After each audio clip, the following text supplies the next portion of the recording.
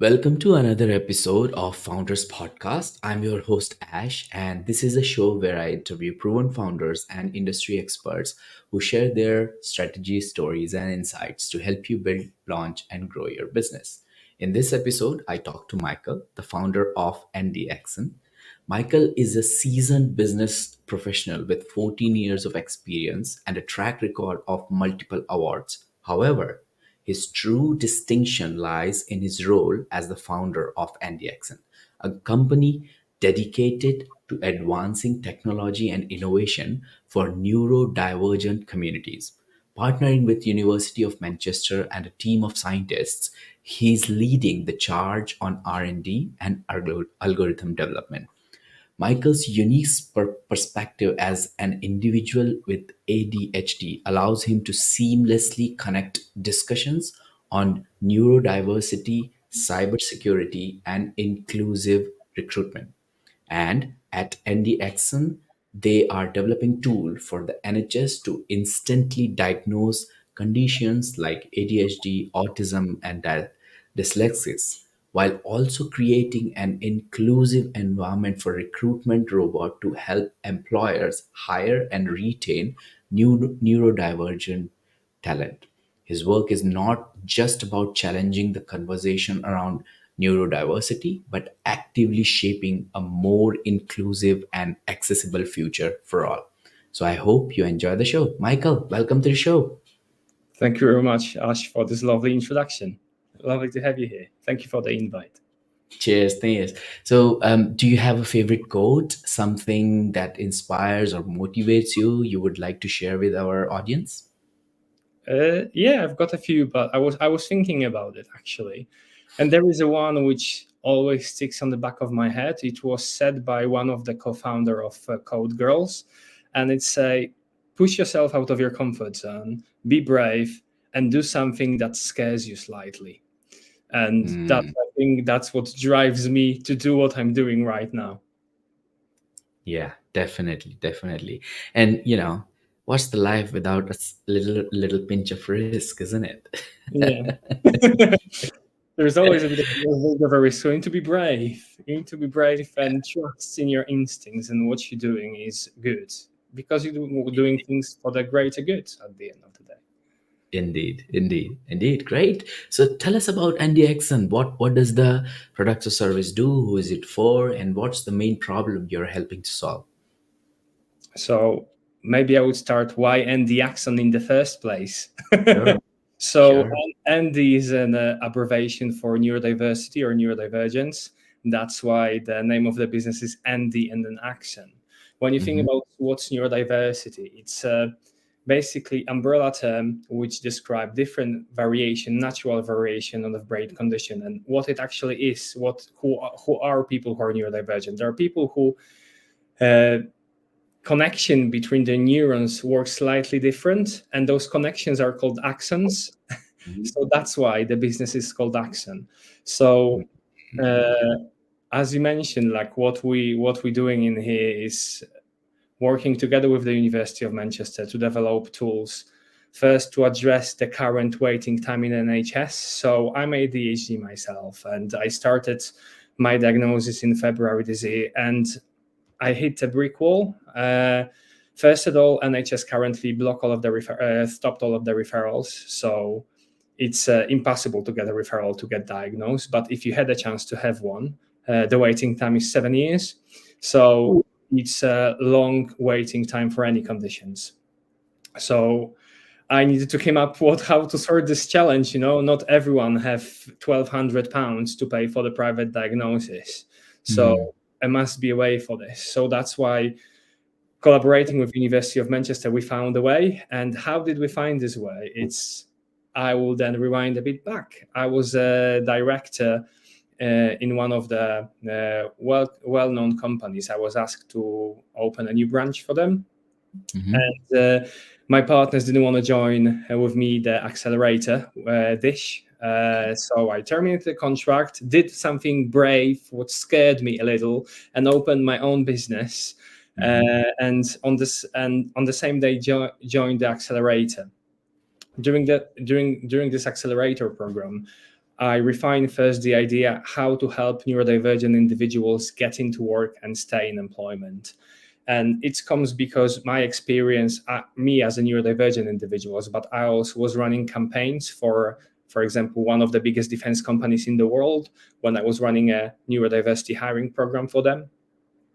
And that prompted me to think about the solution, systematic solution, because not everyone's got my brain, not everyone's got the knowledge. And at the end of the day, we've got 5 million 5 million people of working age who are neurodivergent only in the UK. So we need some systematic solutions. So I came out with an inclusive recruitment robot, which will help employers, give them tools to hire neurodivergent individuals, will help them how to get into them, to get the best out of them during the interview process and at work, and help them retain them. And exactly the same for neurodivergent talent, how to get into employment and how to stay in the role. And by working on this idea with our scientists, we discovered that if we're enhancing capabilities of part of the robot, which was designated for employers, we discovered that it actually will have a diagnostic capabilities better than actual human.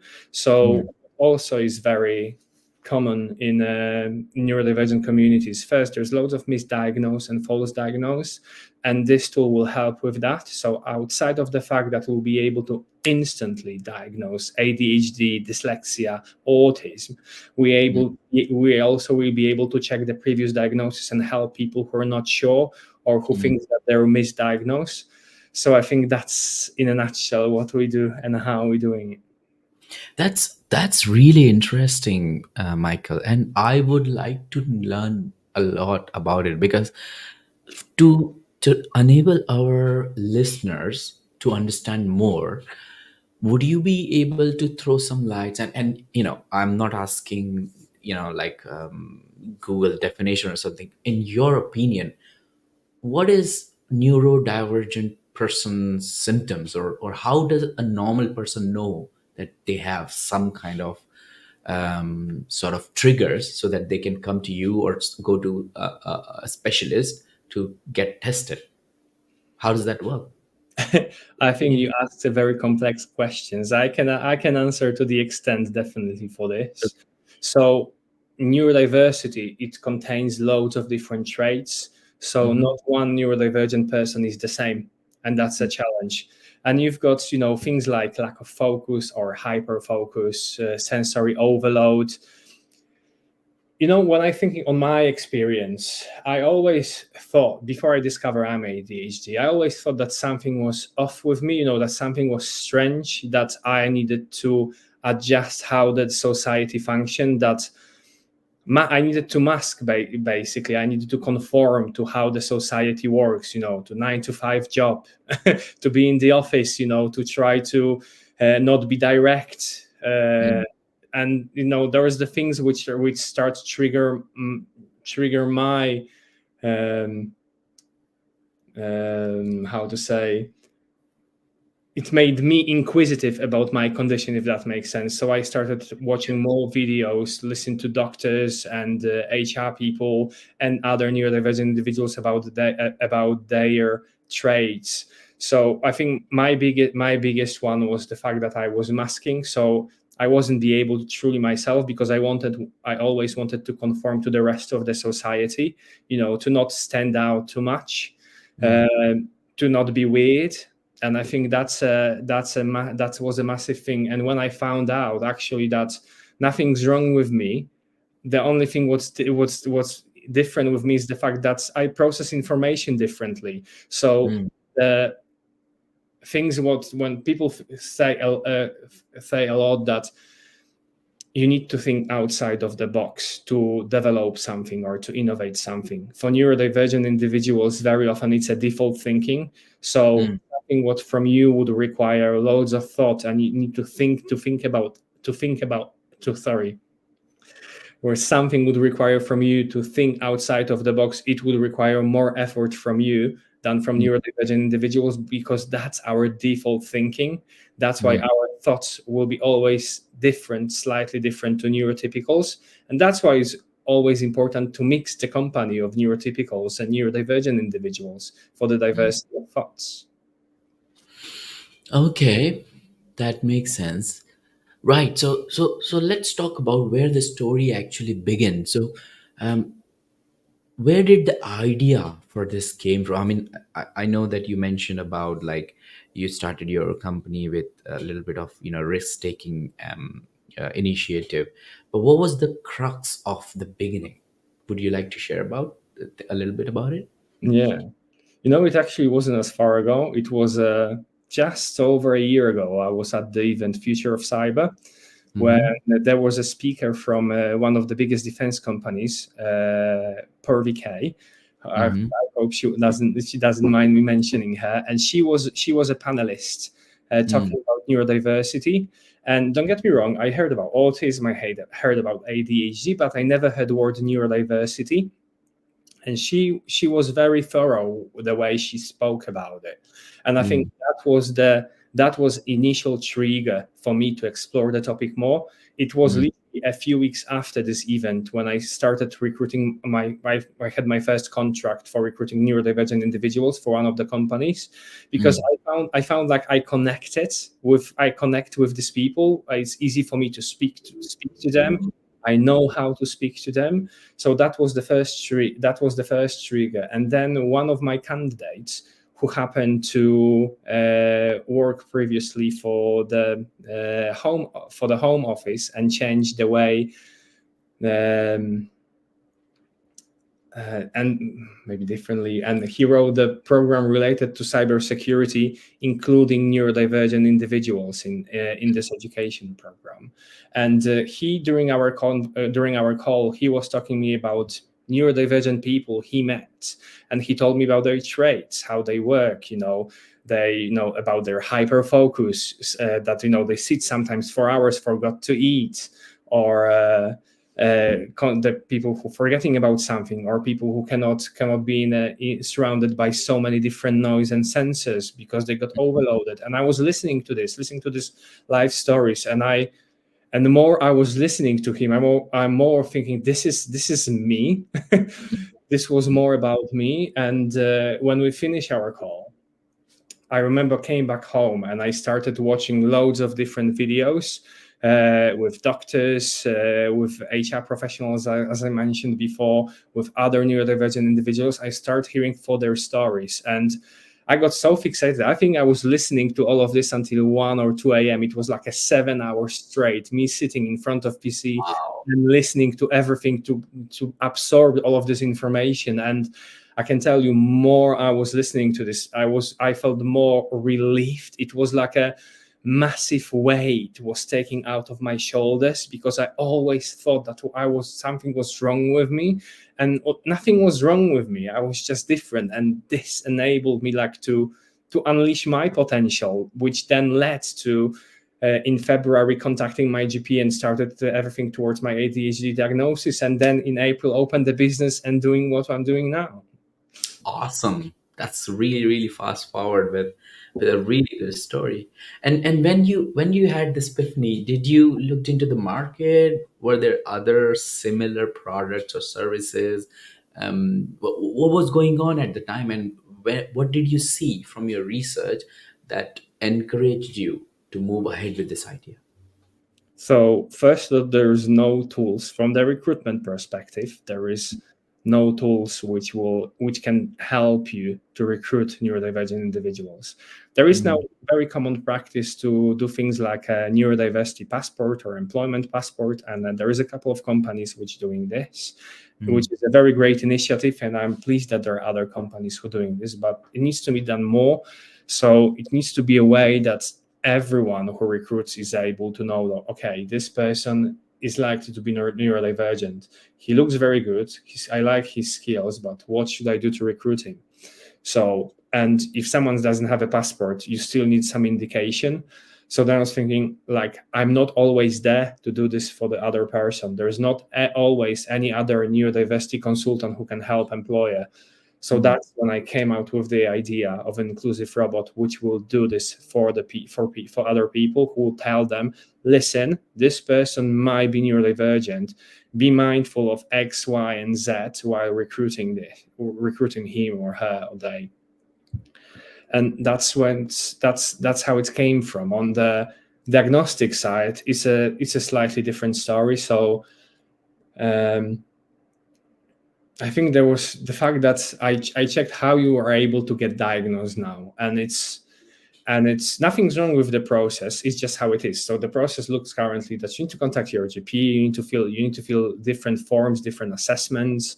Then you've got a long meeting with psychiatrists, and then you also need to dig in your school reports. And this process. It's very long-winded, and it takes time, and doesn't involve any technology. And again, as well, because of it's down to the person how they perceive and how they speak about themselves, or how the doctor is able to assess. It's cannot yeah, I can see why there's a room for a false diagnosis there, or misdiagnosis, because sometimes we themselves are not able to properly describe how we feel or what's inside us, and Mm, which then gives a room for error to doctors, because of we are not always able to express everything the way we should, so doctor can properly do it, diagnose us.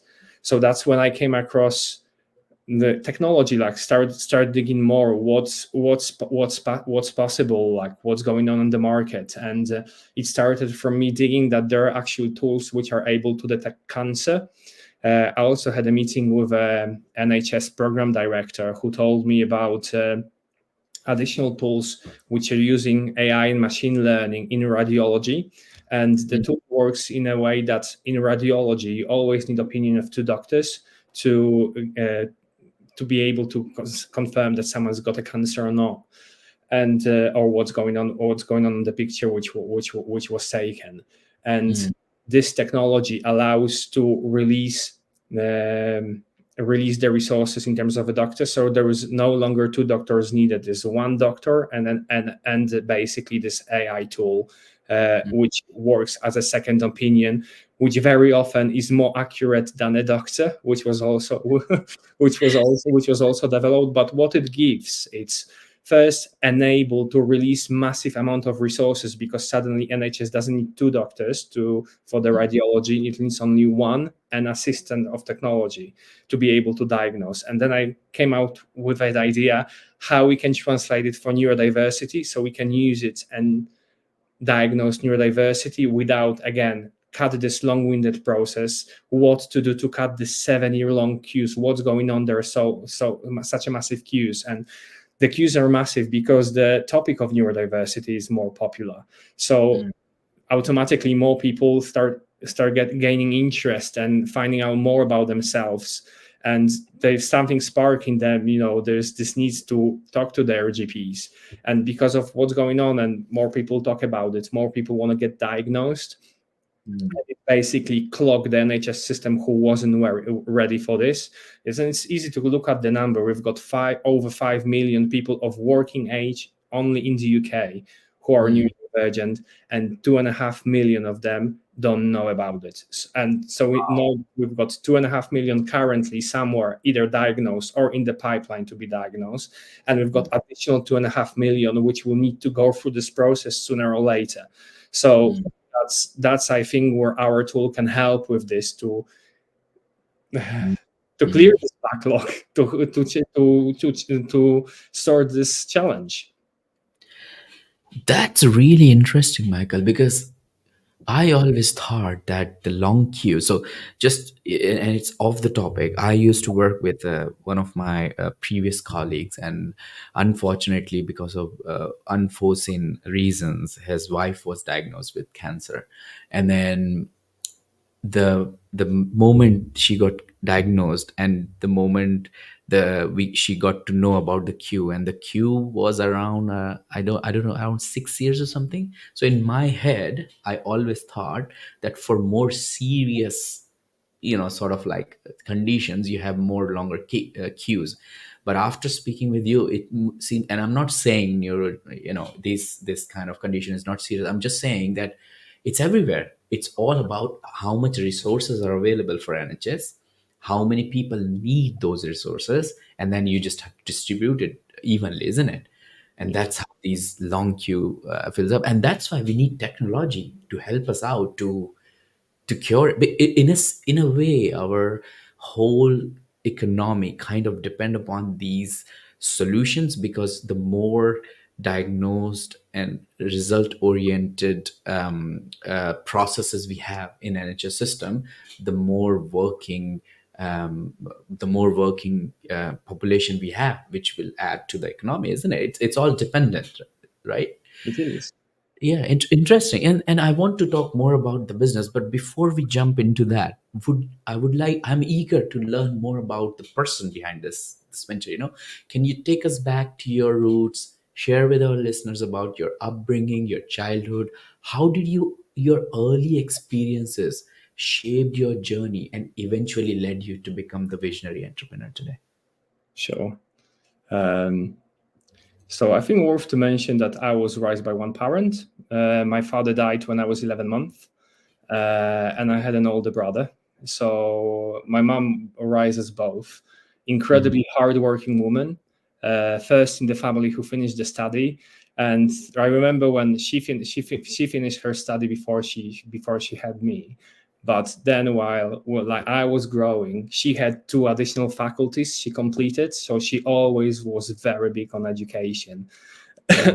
What also was apparent when I discovered I'm ADHD. She's ADHD herself. Of course, never knew about it because we live in a different times. But now we know that whole my family is neurodivergent. Mm-hmm. My brother is dyslexic. I'm ADHD, and my mom is ADHD as well. And I was fortunate enough because of my mom was a hardworking woman.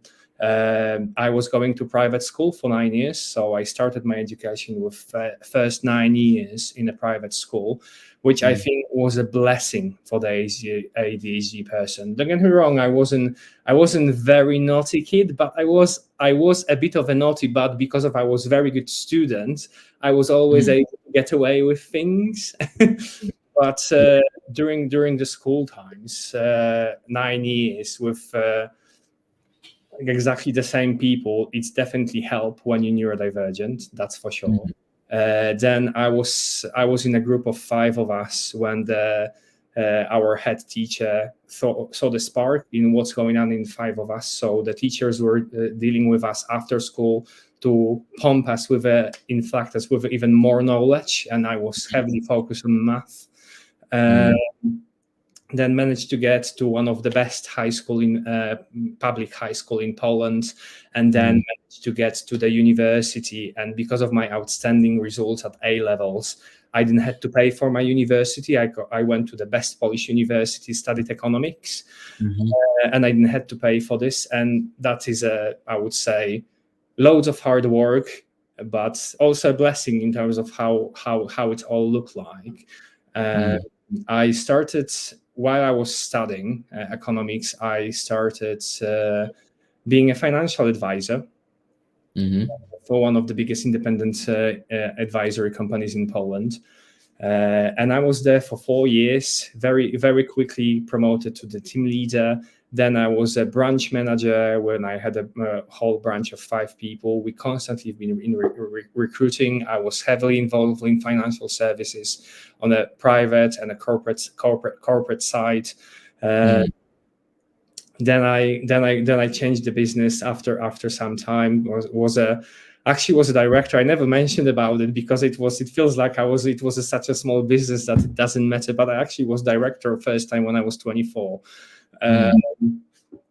But I didn't even tell on my LinkedIn that I was business development manager. But anyway, uh, then I got then I changed. I was living in Warsaw, but for a short period of time I moved to Toruń, which is a very beautiful but very also Christian city in Poland. And then I was the youngest manager in the biggest insurance business in Middle Europe called PZU. Uh, while I was there, they asked me to take part in some internal research, and from this research, they discovered that I will be very suited to work in recruitment. They asked me to take part in this research because I had the best results in all of the sales managers in whole business in terms of recruitment. So then they Mhm. established this. In the meantime, I went to Manchester for a city break, and I met there a guy who happened to be a one night stand and then my fiance. So I fell in love with an English guy, found a job in the UK, closed my business, and moved in here. And Mm. that started my journey with recruitment since, and it progressed from one company to another until I was in Reed for Mm. 3 years, which is one of the oldest and biggest recruitment business in the UK. And then during the pandemic, I smashed all of their records. I set up a precedent for the quickest career progression in this company, in the most difficult period for recruitment, Mm. pandemic. And when it was all over, the business forced me to work 5 days a week in the office. And that's not me. So I left 3 weeks Yeah. after. I left 3 weeks after. I got involved heavily in cybersecurity. That's Mm. when my love to cybersecurity came in place. That's when I first get to this event, the future of cybersecurity, when I met Mm. Purvi. Then got asked to open a branch for another business as a director now in the UK, and then I opened my own company, and the rest is history. There, there you go. Well, first of all, congratulations to find your love in Manchester, Manchester City of Love. I can't tell you more. It's so lovely. Whenever I get a chance to visit it, I always try to go there. So it's really good. And I picked up some golden nuggets from your story when you were sharing, and I picked up the part when you mentioned that because you were really good in your studies and extracurriculum activities, you always but you were also a little bit naughty and you used to get away with it. So I want to know more about, like, were there any key influences from your, either, like, so definitely your mom, very hardworking, supported you throughout the whole years, but were there any other influences, key influences in your family or surrounding, maybe a friend or friend's dad, you know that played a significant role in shaping your entrepreneur spirits? Do you remember any of this, or? Uh, it's. I think it's worth to mention that my mom, like outside of, she was very successful and she was working for corporate business. She Mm. at some point decided to leave the corporate world and she opened her own company.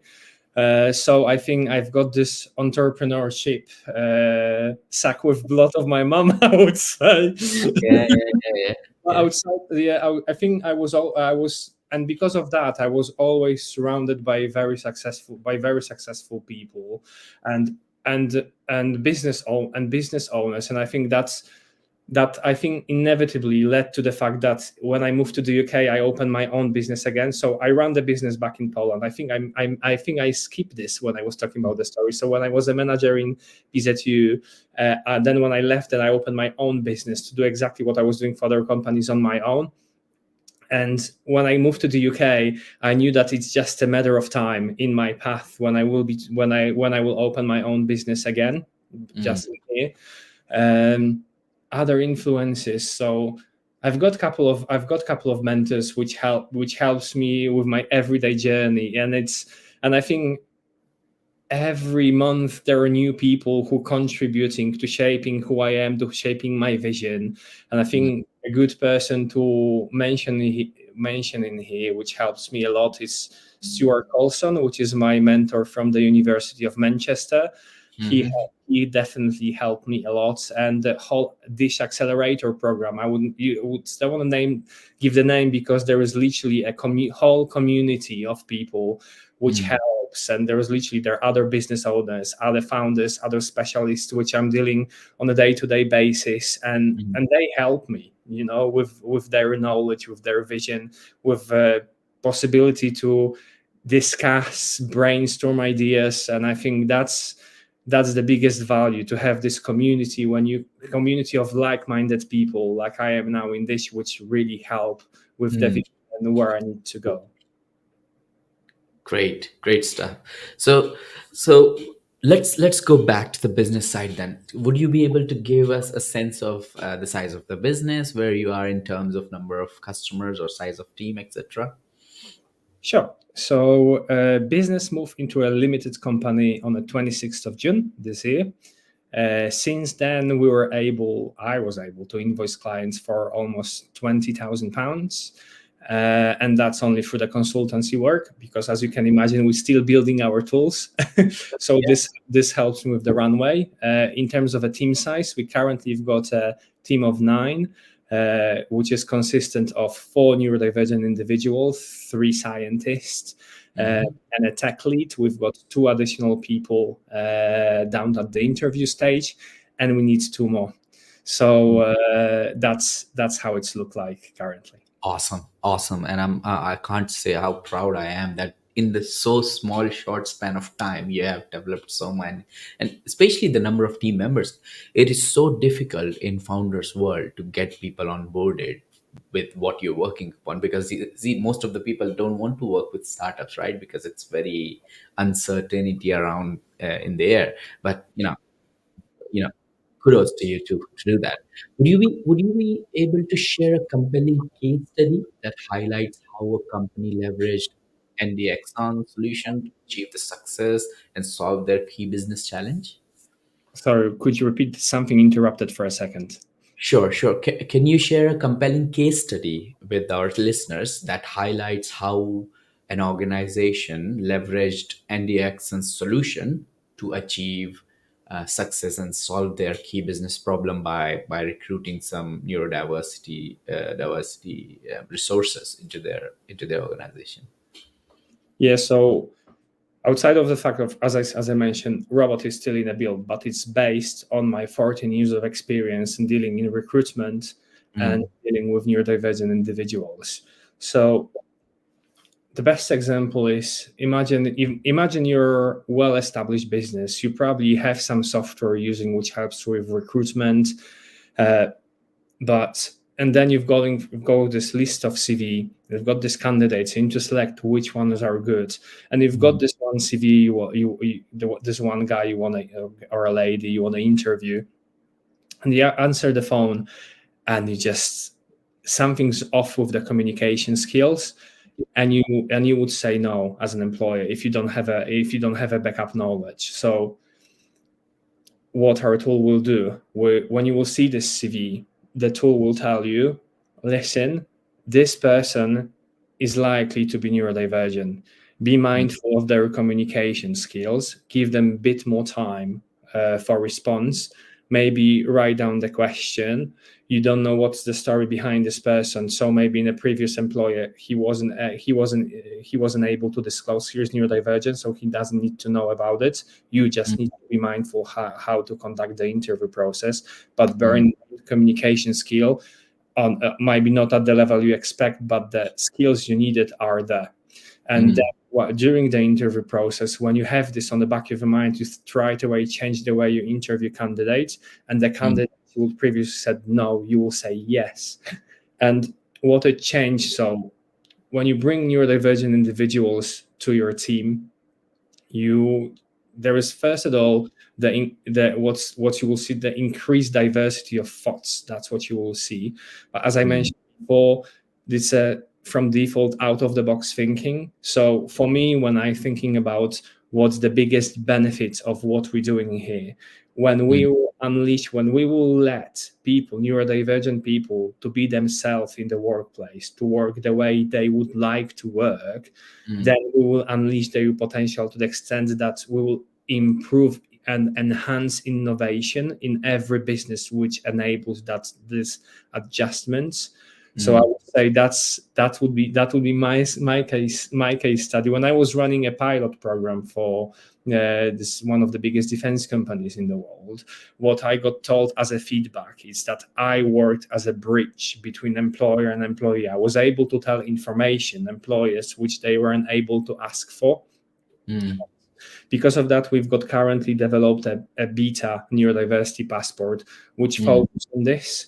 If you're a neurodivergent individuals, go to ndaxon.com, fill the passport, and attach it with each of your CVs, or send it to your interviewer just before the interview, so you can have a gist of what's going on with you, what to do to get the best out of you. Does it answer your question? Yeah, yeah, yeah, definitely. And the emphasis on that the tool is not ready, but the consulting services you're being providing to help your organizations or customers basically gives us the idea that what the tool is going to do in near future when it is completed with all the models and everything in the place. So yes, definitely it does answer my question. So before before we move towards towards the end of the interview, I would like to know more about, like, I know that you have started recently. The business is fairly new. You have a really good team. But would you be able to share with our listeners what was the challenges you faced in terms of getting new customers on board? And then how did you overcome with those challenges, or what kind of strategies you're putting in place right now to get more customers? Yeah. So the first challenge was that I think on the 5th of, so I opened business on the 26th, Axon Limited ND Axon Limited was in place. On the 5th of September, on the 5th of June, I started a cybersecurity hands-on bootcamp, which consumed 6 hours of my days every day. So my biggest challenge, and it finished on the 22nd of September. So my biggest challenge in this time was to find time to simultaneously spend 6 hours a day on a hands-on training on cybersecurity, and in the same time developing the business. And Mm, with customers, initial customers, which I gained to date, the massive help was with the community I was in. So everyone knew what I was doing. Everyone knew that I had a limited amount of time, but we still working. So there was loads of people who helped me, introduced me back then to our few customers who knew about me. And I think mm, the challenge was time back then. Now it's now when I've got time, more time currently, it's prioritization. And from the one side, we need customers because we need runway to extend for as long as the grants application or the for full funds are received, to be able actually to start moving much quicker. So mm, that's a challenge currently. A runway is a challenge because we know, for example, that the grants we applied for, the answers will be at the beginning of December. There is potential that they want to start in January, so we need a runway until then to be able to survive until the further funds are released. So that's a challenge. So how we gain customers? I would say social media. mm, Social media. That's a massive of massive help in this. Being in a community, so the community like this knows what's going on with our business, what's going on with me, and where mm. are the areas where we need help. And technology as well came into place to help us gain the customers. Indeed, indeed. And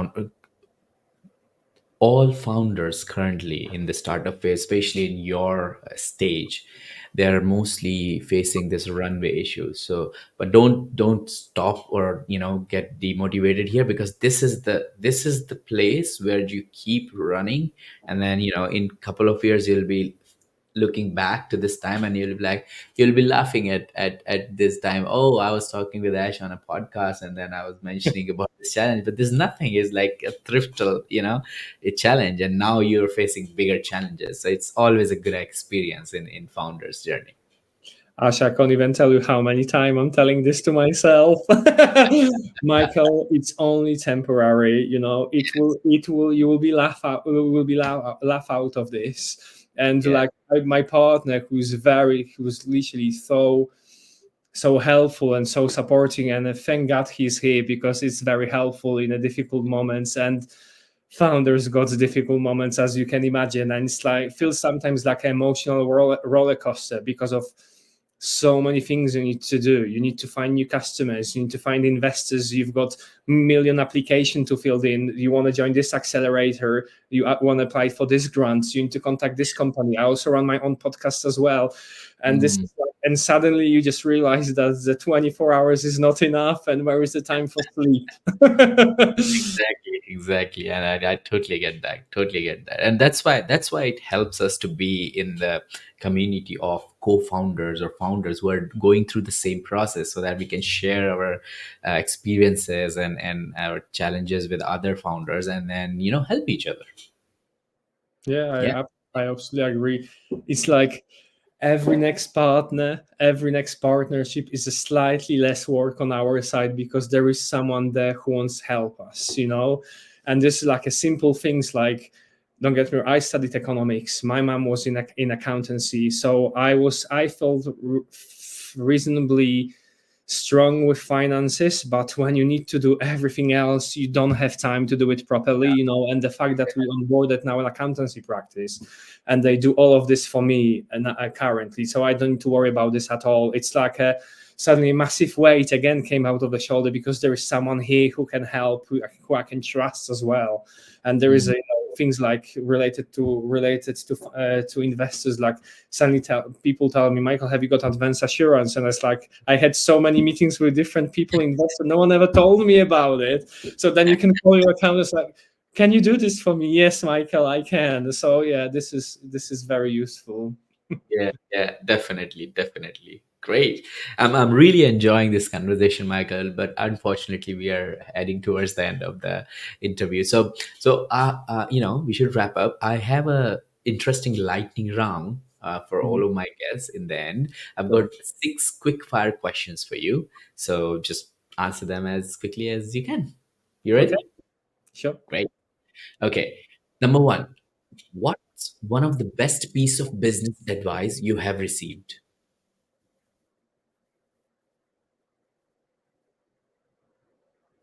Don't give up.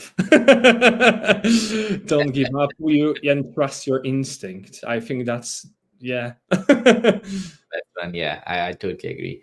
What book would you recommend to our audience and why?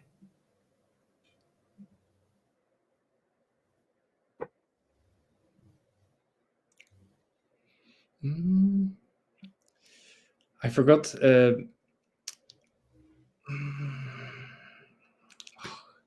What's the title?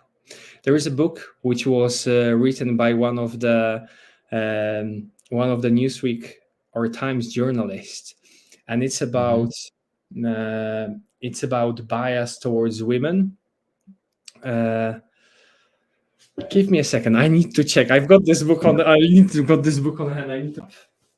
Ah, Uh, and what is the what is it called? the authority gap.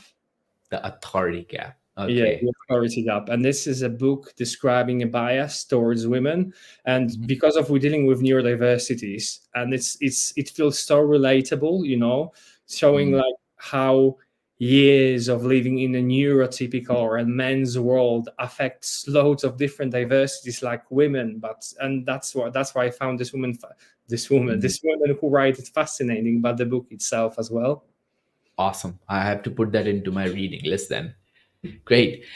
Number three, what's one attribute or characteristic in your mind of a successful founder?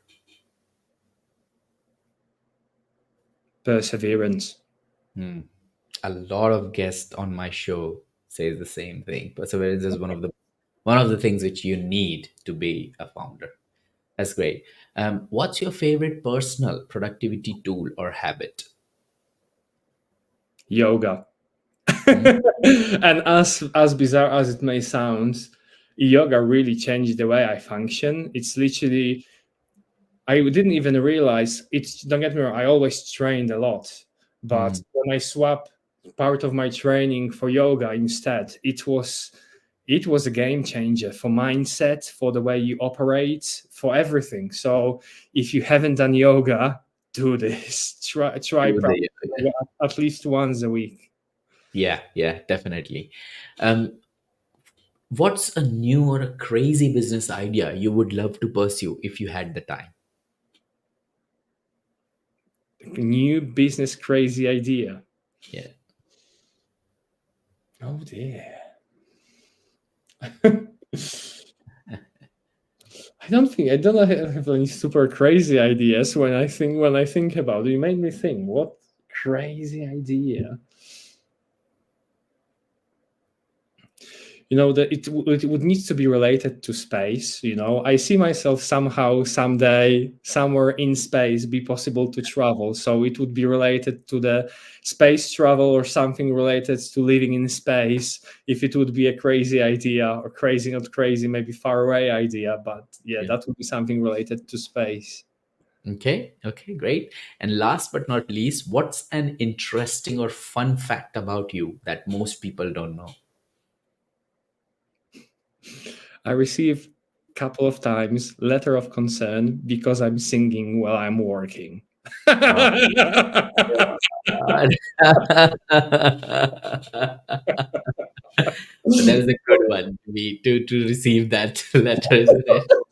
At least people are noticing you singing. Yeah.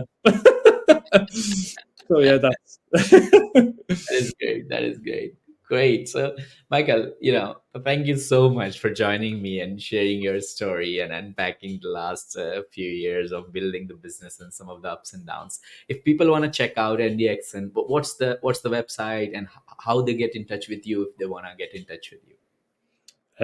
the best way to get in touch is either my LinkedIn, which is Michael Jakubiak, Hmm. uh, or get to our website, www.ndaxon.com, which is ndaxon.com. And then you find the link to my podcast. You will find the link to my LinkedIn profile. You will read more about our stories, our partnership with the University of Manchester, and you will also find the contact details to me as well. Awesome. Awesome. Thank you. Thank you so much for joining us today and sharing your inspiring journey, Michael, and the impactful work you're doing through NDXN. It's been an absolute pleasure having you on Founders Podcast. Thank you very much, Ash. It was a pleasure, and wish you a very good day. Thank you. Thanks all for tuning into this episode of Founders Podcast. I hope you found our conversation with Michael's insightful and inspiring. I will be sharing all links in this video description after we publish this episode.